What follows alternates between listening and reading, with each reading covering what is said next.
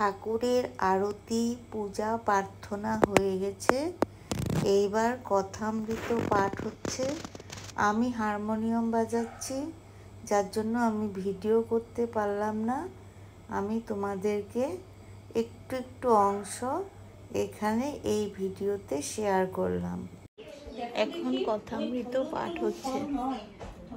কৃষ্ণ অসংখ্য ফলে রয়েছে আমার মতো, অর্থাৎ এই পূর্ণ ব্রহ্ম রূপ বিকার না পার হলে কি চিকে উঠবে?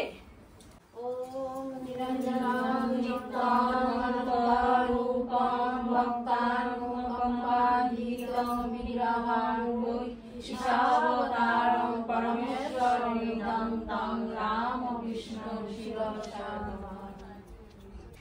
কথামৃত পাঠ করার পর একটি গান হলো। এবার মায়ের পাঁচালি পড়া হবে।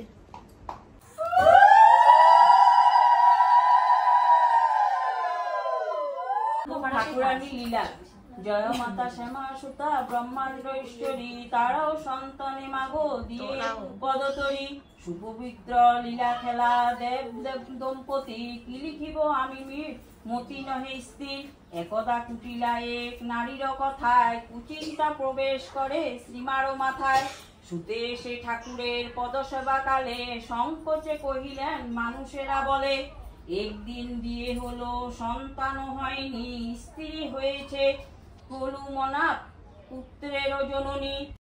মায়ের পাঁচালি পড়া হয়ে গেছে। এবার একটা মায়ের গান করে স্বামীজির পাঠ হবে। ছিল যে তিনি গল্প আরম্ভ করলে সবাই সব কাজ ভুলে তার কথাই শুনতো। স্কুলে ক্লাসের ফাঁকে একদিন তিনি গল্প করছেন।